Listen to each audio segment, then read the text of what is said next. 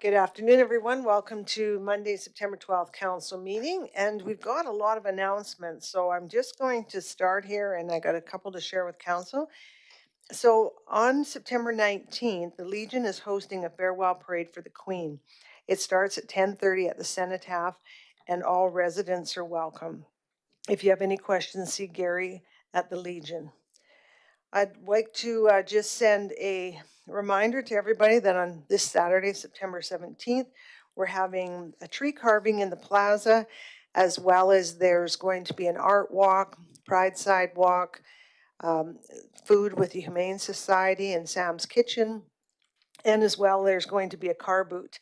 And if you're interested in being part of the car boot, well, the car boot is actually a garage sale in the back of your car. So please contact Carol Choder, and she's gathering the names. We had coffee with council this morning, and we want to thank everybody who attended. Thank you to Crystal and Tom for being there and supporting this. And it was a really good turnout and had lots of great questions. So thank you to those who took the time to come and see us. There will be a Newcastle berm walkthrough tomorrow night at 6 o'clock, and it begins begins at the concession by the Ball Diamonds. So for all of those who want to attend, that's happening tomorrow night. I just want to send a special thank you out to our garbage warriors out there, all those people that go about on their walks and grab a bag. I've had so many compliments of how clean the town is, so thank you to those who all are taking pride and the businesses who are helping as well. Crystal, you got something on the half marathon.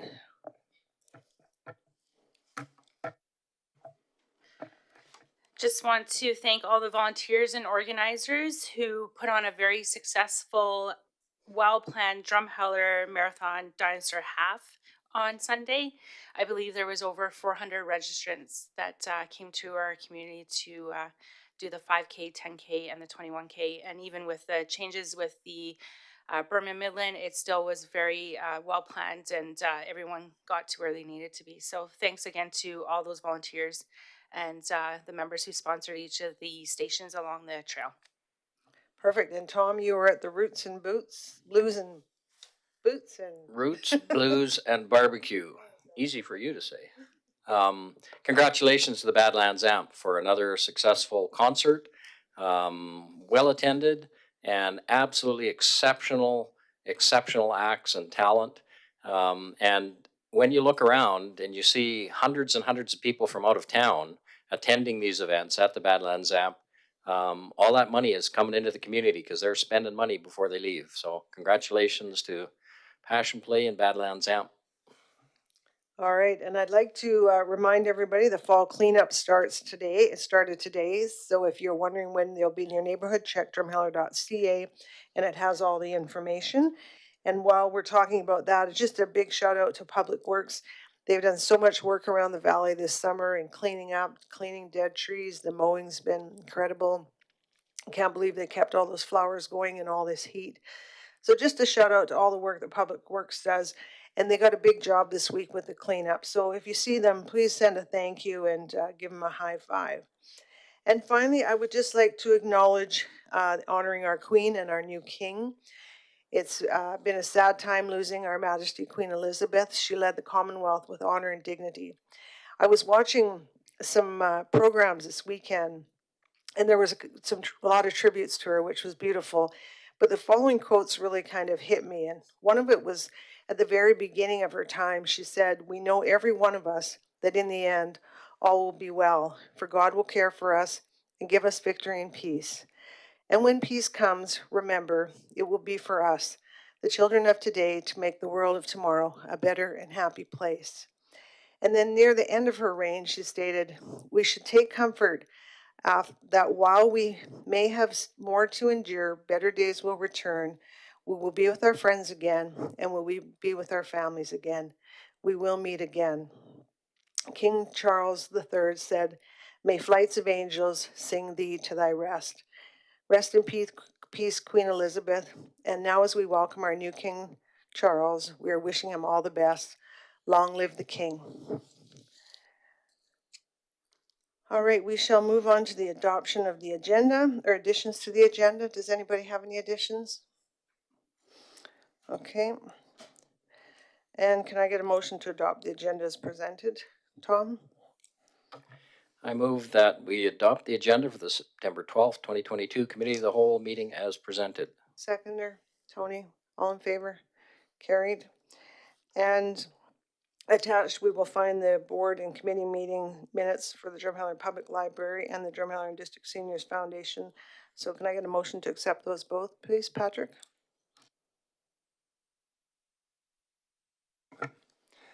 I move that the meeting minutes from the Drumheller Public Library and Drumheller District Senior Foundation are accepted as information.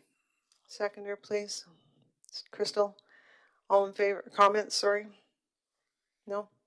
All in favor? Carried.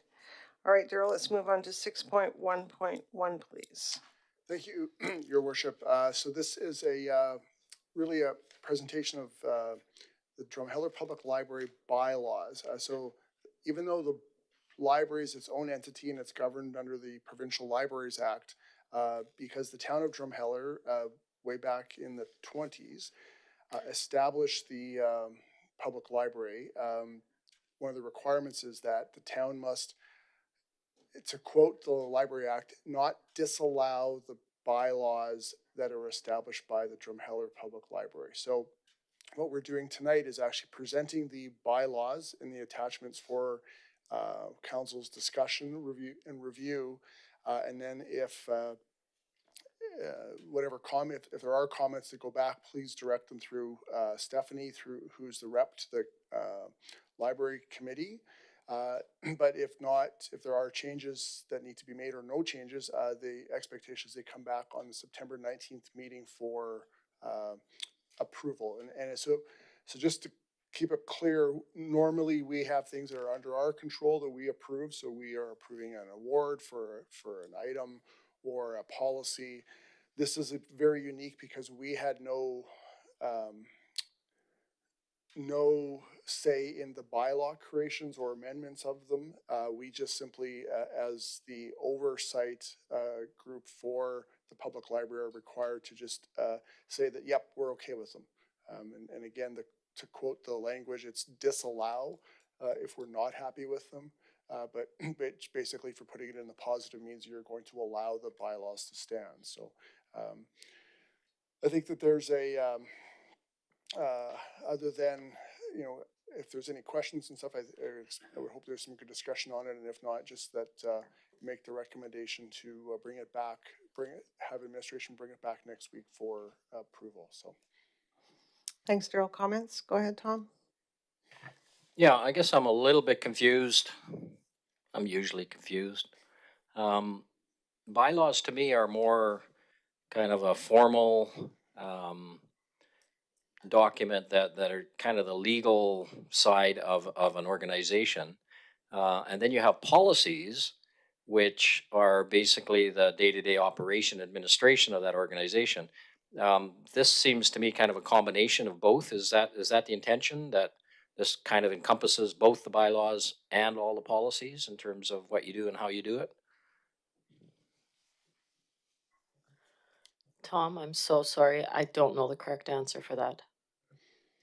I think that the answer, in part, not to say that I agree with Stephanie, is that the generally bylaws are kind of your framework, your rules around this is the things that must happen in our organization, and then the policies and must get changed by vote of the board, in this case the board of directors for the library, whereas a policy doesn't have to be necessarily approved by the board. So this has pieces in here that are more so you believe are policy related. I know my suggestion is to maybe identify a couple of those and let Stephanie, I believe you have a board meeting on Wednesday night. So you could take those back as items for discussion on Wednesday to their meeting. So Tom, do you have a couple of suggestions or a couple of ones that you're thinking of in particular? Well, if you look at the fees, I mean, you don't normally have a fee schedule, how much they're charging per page in a bylaw. That would normally be just policy. So, so schedule of fees. So the schedules, there are 4 schedules in there. So one is library hours, fees, Sorry, I'm just scrolling through here and borrowing. So those are attachments to the bylaw.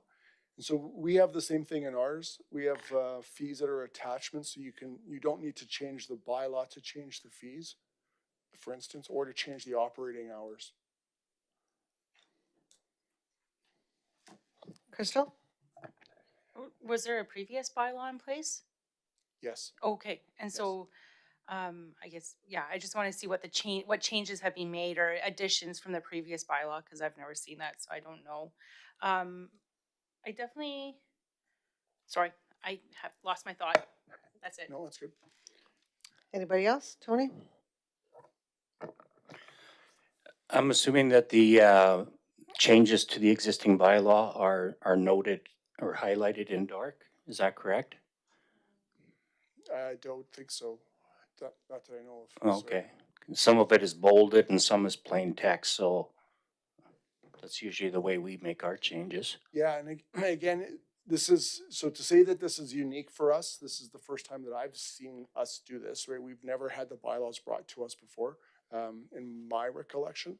And I guess maybe the thought is, and the fact, again, that we're not adopting the bylaw like we would adopt the, utility rate bylaw or something like that. This is just simply saying, we're okay with it because it's a separate entity that's doing it. When I think about some of the other organizations that we have in similar vein to this, the Solid Waste Association comes to mind. We don't see their bylaws, right? That gets approved by their board of directors. This is really just a very unique piece because of the whole tie to the Libraries Act that it comes to council. So. Okay, with that, I'd just say that there's nothing in here that jumps out at me that I would be not concur with. And I think if council did want, so I'm putting words in your mouth, but in your brains, but if you wanted the library board, so the chair, to come and actually make a presentation about some of the changes they've made and some of the updates and things like that, we could certainly request that of them to do that. Go ahead, Crystal. Sorry, my thought came back. So if we don't approve of one of these bylaws and they still go in and enforce it, what does that mean? Like, how does that? Now I'm gonna be Stephanie. I don't know. I'm not sure. About Okay, that. well, maybe that's a I'm question not you sure can't- what that Yeah. question is. I think honestly that, and that again comes back to if council decided they didn't approve it, then the bylaws wouldn't actually be enforced. They couldn't enforce the bylaws. So I think in a case like that, if you didn't approve it, we'd have to provide some good information back to the library board to say, here's what council didn't like or thinks needs to be changed. And then they'd have to bring it back with those changes for council to approve it. Anybody else? Go ahead, Patrick. I would think it'd be helpful to have a presentation from the board, just my thought, if others are or not. Okay, so everybody else done? Okay, so that was one of my questions, is why is the library not presenting this? So I'd like to see that as well. I'd like to know when the last bylaws were updated so that we can compare the changes, as Crystal had said.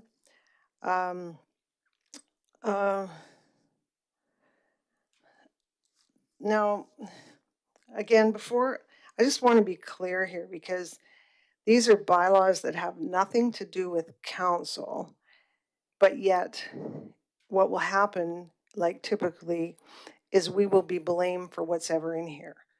So I'm going to be honest. If the board is the one that can make the decisions, I don't agree with council having to approve these unless we agree on them all, because there's ones I don't agree on. For example, admittance, it says, I disagree with it because they said that they are allowing every member in, which is not the case at certain times, which is again coming, and whether I disagree or agree with what they're doing, at the end of the day, it comes back, the council, it's like, if we approve item, let's say D, where it looks like, from what I can gather, this was just recently added from everything I've gone through, but persons entering the building used for public library purposes must abide by the measures put in place to protect the health of library users and staff. So I believe this is probably referring to the masking and all that right now, which, again, I don't go to the library, but we are getting hit from council's perspective as to why are we allowing this when really it has nothing to do with us. So the moment we approve these, we're going to wear this.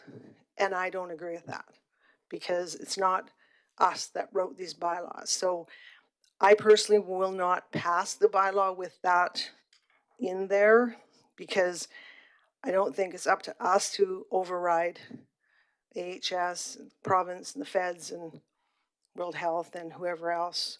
So I'm not comfortable with that one.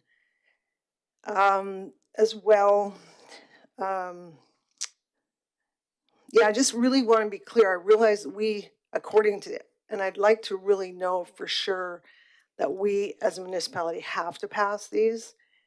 It says here we're required to. We are. Yeah, Okay, so so the answer to that. if we're required to, then I'd like to have a say in what's in here, because that I will not pass personally. So, and it's not that I know anything much about, but all I do know is the fact that we are getting hit with a lot of emails, and if we pass that, the library will be able to say council approved it, and council will wear it. And unfortunately, I'm not wearing what I don't have say in. So you can, I guess, take that stuff to the board. Go ahead, Crystal. Well, and that's where I was kind of getting to. That was definitely one of my concerns as well as E, actually, that they would warrant the person be asked to leave the library if they don't follow C and D. So yeah, I definitely have concerns with D and E. I wouldn't approve with those provisions, and maybe E could be reworded differently. So thanks, Steph, for taking that. Okay, anybody else? All right, so you can chat with the library, see if they want to present, Stephanie, Yeah, I think if we can, Steph, and if you can ask the board if they can. we can go make some from there. arrangements, yeah. They just have to remember whatever they're writing, they can, the way this is written, they can say, well, council approved it. And I don't really want to approve something that I don't want to wear. If I'm going to wear it, I'll wear it. Okay, let's just clear on that. Okay, if there's nothing else on that, let's move on to 6.2.1, please, Dagan. Thank you.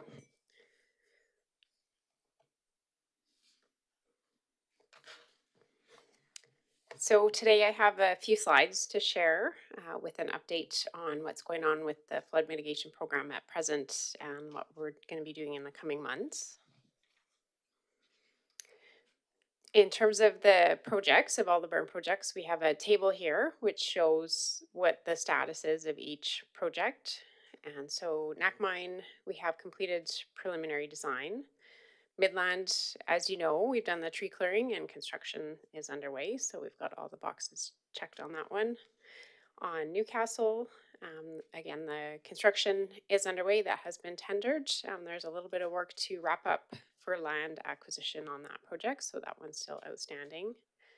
Hospital Dike, we have completed a preliminary design and had some initial meetings with the impacted landowners there. Machichi Creek West, so on the west side of Machichi Creek along 9th Avenue, we just have the preliminary design completed on that project. And the North Drumheller Machichi Creek on the east side, and that one we have preliminary design. We've had some initial landowner meetings on that, a community information session, and a tender package has been prepared for that, but that will be updated, as I'll talk about in a couple slides. The Grove Plaza Dike construction is underway there. Downtown Dike, we did tender this spring, as we know, but the pricing came in a bit too high, so we are also going back to have another community information session on September 20 to gather input for both phases of Downtown Dike and then get a tender package ready for spring of 2023. For Willow Estates, we have construction underway and the tree clearing still needs to be done there. That's starting this week. And then East Rosedale and East Cooley projects were on the preliminary design is ready. That's the stage of those. And then we have talked about 4 other berm projects. So Riverwood Close, North Cambria, and 2 in Rosedale, the Rosedale West and the Highway 10X project. And we are continuing to lobby to get funding for those berms, which currently don't have funding. In terms of our floodway buyout program, we've targeted purchase of 27 properties where it's not possible to protect those homes with flood barriers. And to date, we've purchased 16 properties and spent just over $4.5 million on that. We expect to spend an additional $2.1 million for the purchase of the remaining properties. And we have currently sold 5 homes for removal and installation on other properties. And our reclamation costs at present are estimated at $1.7 million for a total buyout program cost estimate of $8.5 million. And we do have 2 demolitions ongoing at present as well in Lehigh and Rosedale. And there's currently a request for proposals up for 3 additional demolitions, 1 in Lehigh and 2 in Nakmine. And all these properties are going to be returned to a natural floodplain state and they'll be designated as environmental reserve when that work's done. In terms of the program work to come, this fall through the spring of 2023, our construction work will continue on the 4 berms that are currently underway. So Midland, Newcastle, Grove Plaza, and Willow Estates. We had a couple of community pre-construction walkthrough events last week, and we have one tomorrow night.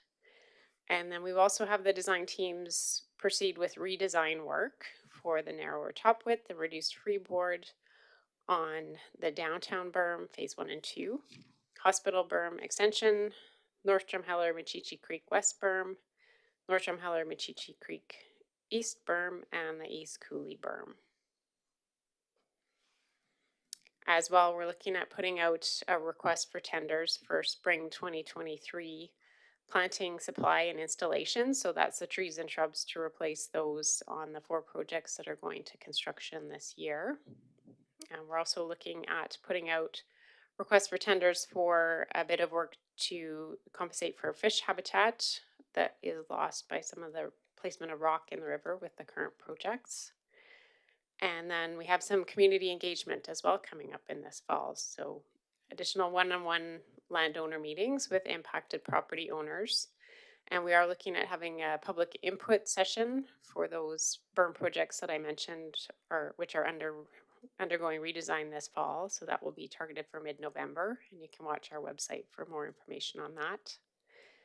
And then we would like to tender the 5 berms shown on the previous slides through the winter and spring 2023 and allow some construction through the summer and fall 2023.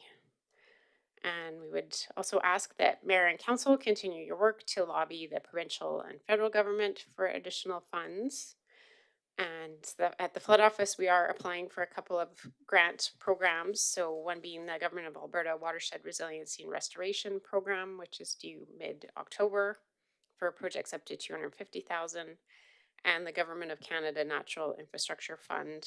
Their small project fund is open, closing at the end of September for projects up to $3 million. So we will be putting in applications for those to help out with some of the unfunded projects I mentioned. And additionally, we need to lobby Alberta Transportation to complete their work on the North Drumheller Machichi Creek berms that they own. So these slides just are a bit of a graphic showing the schedule. Again, the construction ongoing on these 4 projects this year, landscaping into the spring. And the projects planned for next year. And then Rosedale and Nakmine planned for later in 2023 and construction into 2024. And again, the floodway buyouts are ongoing and demolitions ongoing there and house moves. And then the unfunded dikes, as I mentioned, we are currently looking at other funding sources and alternates and lobbying for additional funds for those. So if anyone does have any questions, you can always reach out to us at floodreadiness@drumheller.ca. See our website for the latest updates, and you can phone us at the flood office as well. Thanks, Dagan. Questions, council? Go ahead, Tom. So first, a huge pat on the back to all of us and everyone who has been involved in flood mitigation over the last 10 years or so. It is hugely gratifying to see that we are actually building some dikes. Wow, it's only taken 10 years and lots of lobbying. So pat on the back to everyone on past councils and everyone in this room for doing that. One question regarding the Machichi dike. So this is owned by Alberta Transportation, that land. They own a portion of it, so approximately about halfway between Highway 838 and the mouth. Is So I guess owned my by them. question is the expectation that they will build a dike there? And I guess I would suggest, why don't we just go to them and say, you know, we're building a dike over here. This is how much your portion is gonna cost. Give us that money and we'll do it.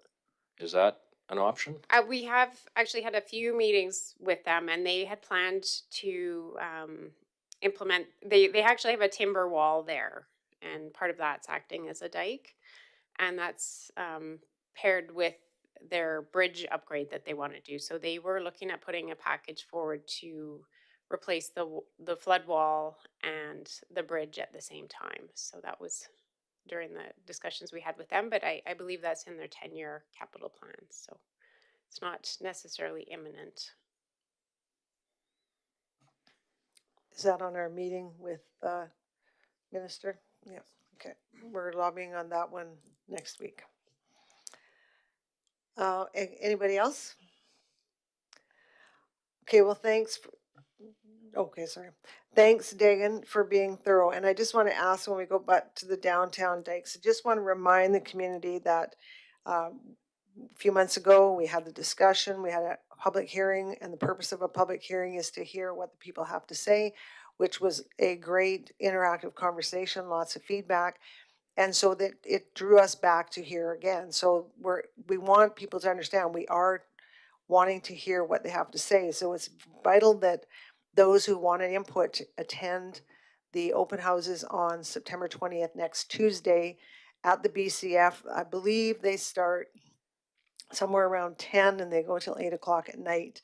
So just again, check the flood readiness website or Facebook page for those times. They're going every 1.5 hours throughout the day. So please come and give us your feedback so that we can, when this next dike design goes out, we've got a really large input from the community.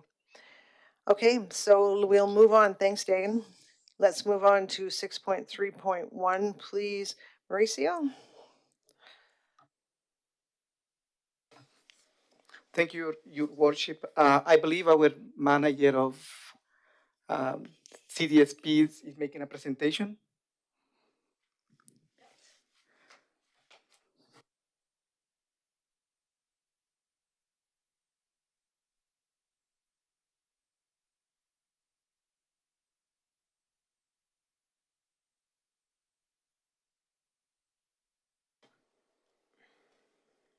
Okay.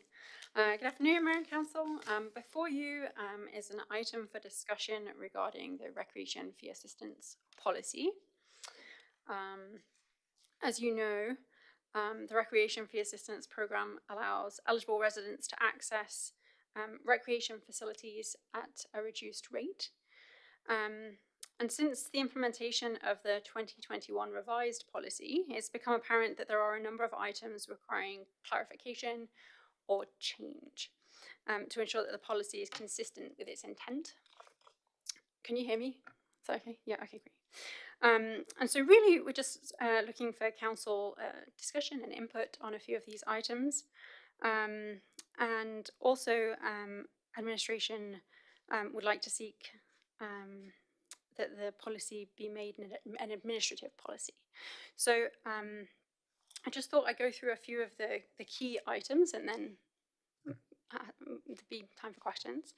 So by making it an administrative policy, it would also ensure that it's reviewed and updated in a similar manner to other CDSP subsidy-based policies, such as community counselling program and the volunteer tax program. So just some key highlights for discussion include the application of recreation fee assistance to the arena. So at present, drop-in access to the arena is available at a cost of $5 per person. And an RFAP client would only be able to gain a reduced rate if they had used their RFAP to purchase a multi-facility pass. There's no option at the moment for an RFAP discount on an arena drop-in only. That's not an option. So just to make sure that you are aware of that.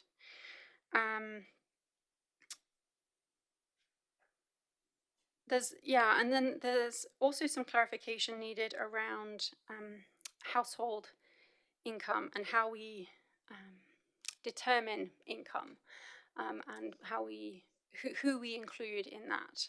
And so at number 2 there, you'll see there's some discussion around how we define the terminology of a household, and there's some of a proposal around of instead of using the current definition of family, we might change it to economic family to better reflect the intent of calculating a total household income, if in fact that is council's desire. So I guess for an example with that, it's about deciding are we really just looking at the applicant's income, or are we looking at the total income of the household in which they live? And the proposed definition there would provide, I think, a little better clarity on that. There's a few other pieces around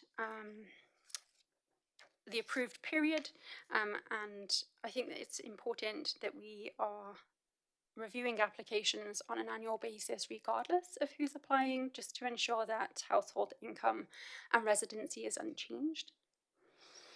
There are also a number of items in Schedule A that just need a bit of cleaning up, including, in particular, at present, a person who is a DHA resident, a Drumheller Housing Authority resident, is automatically approved at 90% discount.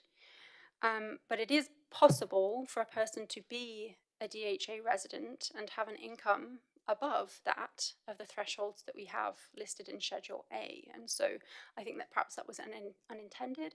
And so just ensuring that there isn't an inconsistency in that sense. Also ensuring that Grace House is included in Schedule A. It's on the application form, and it's something that we've always done, but it's just not on there. So just wanting to make sure that it's on there. And then also at Schedule A in Section F, updating the eligibility to be based not on income and number of incomes, but rather on income and number of people. Because that does make a significant difference. And the example there is that, for example, if we had a single parent of 3 children, currently they would have a single income eligibility, which is $27,000 income for 90% discount. Meanwhile, a couple both earning with no children would have a threshold of 48.5, which I don't, again, think is perhaps consistent with what was intended. So with all that in mind, we're recommending that Council direct administration to revise the current policy to reflect the proposed changes and submit a draft to a regular Council meeting for review. Thanks, April. Comments, please? Crystal? Just a quick question about the qualifying documents. Do they have to supply all those qualifying documents or just one? The ones currently listed in the policy? Yes. No, we just need a qualifying document. The qualifying documents, the ideal qualifying document to demonstrate eligibility of income is actually a notification of assessment, and so I would shift them around a bit, actually, in a revised version. And the best qualifying document to prove residency is any kind of bill with your physical address on, not a PO box. Okay. But they just need to provide one of each. Okay. And then any of those other based on their income? So for income, like I said, the best proof of income is an NOA, and again, it's so is it the income of the applicant only, or do I need an NOA for all of those earning in the household? My thought is that it should be for household income. And yeah, an NOA is the best way. Now, if a person doesn't have a notification of assessment, those other ones are usable.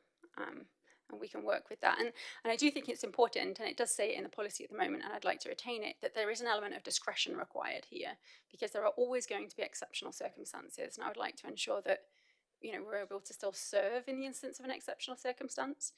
And actually there's, there are a few difficulties with some of the definitions, for example, around multi-generation households. If we were to adopt that family or economic family vocabulary or definition, that would include multi-generation households, as does the current wording. But we do have examples of, an older adult who's receiving their pension, living with their grown-up child and their children, and where the grown-up child is not super comfortable asking for their parents' income when they're making application for an RFAP. And so again, I think just perhaps some discussion around what council thinks about that, and I do think retaining an element of discretion is important. Oh, thanks, April. I think family has changed. The definition of family has changed drastically. So everyone's circumstances is not going to be the same. So my next question, there's the credit towards the programs. Could that be used towards the drop-in fees? Not right now, no. Okay. So the way that it's set out at present is that the credit is for registered programs, and a drop-in is in a registered program. So again, there's some language pieces there. At the moment, the policy speaks to the RFAP being applied to entrance fees as opposed to memberships, which is again an element of clarity that's needed, because an entrance fee could be a 10 pass, right? It could be a single drop-in, like a single, I've come along, I'm just paying for this occasion, right? Whereas a membership is that continuous membership that I think was the intention, but it's not what it says in the policy. So I just need to clean that up a little bit. Tom, go ahead. So I think most people realize that the town is embarking on a fairly massive project, the Parks and Recreation Master Plan. I guess I'm assuming that this is going to be part of it, that this might be fine, but will be reviewed, and it may be approved, but this will be reviewed under the Parks and Recreation Master Plan. So I think we can look at this as kind of an interim, kind of a step in the right direction.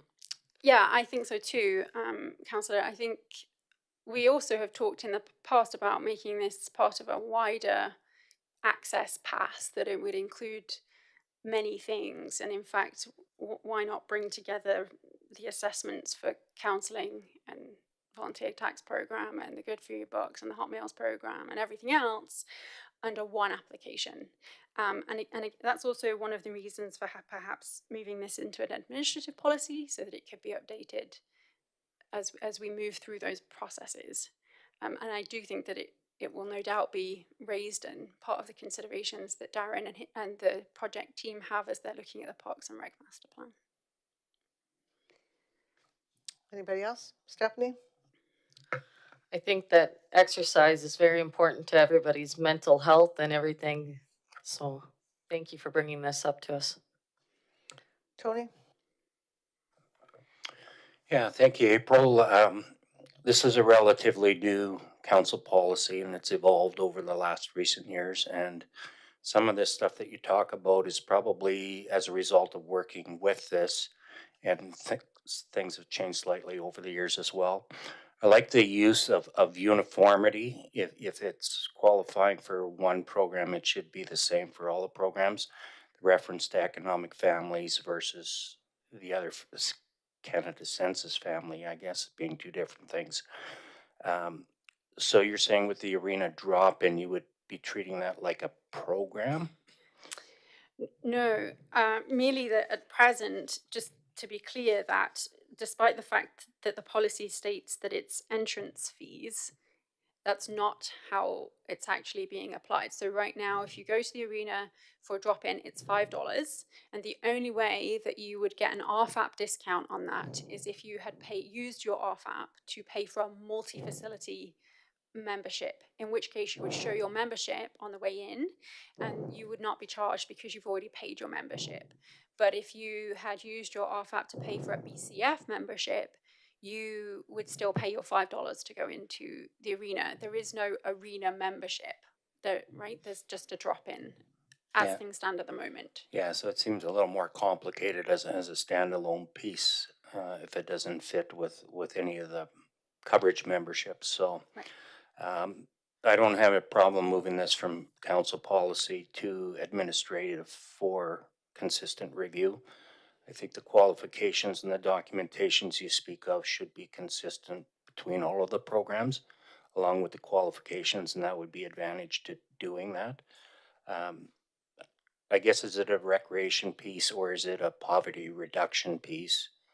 Can you add some clarity to that?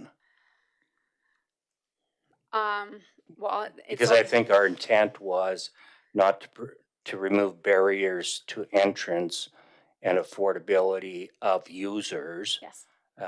That couldn't necessarily afford the full membership, which kind of speaks it to that poverty reduction piece, and your qualification pieces kind of fit in line with that as well. Yeah, so that is the sole purpose of this policy, is to ensure that income is not a barrier to accessing our recreational facilities. So it's certainly a poverty alleviation piece, to ensure that, that all of our residents have equal access to our facilities. And the idea of it being, I guess, assessed with CDSP is to reduce the number of times a client may have to tell their story, so that they wouldn't have to go to the BCF and fill this form in and have, like, hand in their qualifying documents over there. Meanwhile, come over to, say, Karen to and have her ask for exactly the same documents for tax program, right? By bringing it together, we can assess those together and not have to have a person tell their story multiple times. Kind of a one-stop shop approach. And that's where I would agree, making it an administrative thing and cut some of the red tape, run here, run there, apply this way, that way, and there's really no consistency there. So we need to look at a standardization of some sort there. Thank you. Yeah, I agree. Patrick? Yeah, I agree with Tony that, this is definitely an administrative function, and with the idea of streamlining and making the ease of use, that I really appreciate that it's done with dignity and compassion. That is,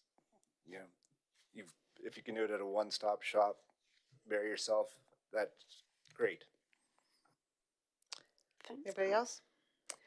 Yes, so Tony, that's how this all, 100% trying to add another segment of poverty reduction to make people feel more inclusive. This access pass, we have to get that figured out, because talk about ease of programming. If that could get done, it would probably save hours of administration costs. So I really hope that you guys are forging ahead on that one, because I think your lives will get easier and the lives of our people will get easier. So thank you, April, for all the work. Thank you. All right. Okay, we are at, all right, so we have to go into closed session on personal budget consideration, FOIP 23, 2016, 23, 24. So can I get a motion, please, council? Oh, do we have to? Oh, okay, it wasn't just for discussion. Okay, sorry, then I thought I didn't have to, but okay, Tony, go. I move that administration revise the Recreation Fee Assistance Program Policy C-07-21 to reflect the suggested changes and submit the draft policy to a regular council meeting for review. Seconder. Stephanie? Yeah, I'm just, sorry, thanks, Tom. I'm just, isn't this just a direction? Because we're not making a motion at committee of the whole. So direction. Can you revise your comment, Tony? I'm provide direction to administration to revise the recreation fee assistance program policy C-07-21 to reflect the changes and submit a draft policy to a regular council meeting for review. Thank you. Okay, there you go. All in favor? Carried. All right, so now can I get a motion to go in closed session, please? Crystal? I propose that the meeting be closed to the public to discuss subject matter related personal and budget considerations as per FOIP 16, disclosure harmful to business interests of a third party, FOIP 23, local public body confidences, FOIP 24, advice from officials. Seconder, please. Patrick, all in favor? Carried. All right, thank you, everyone. That's the end of this regular council meeting, and when we return, we will be done for the day. So wishing you all a fabulous week, and please remember, if you are interested in a car boot that's having a garage sale in the back of your car, please contact Carol Toder, and come out and see we have a magnificent Canadian renowned carver on Saturday doing something with the tree carving. So please join all the events happening. Have a great week and take care.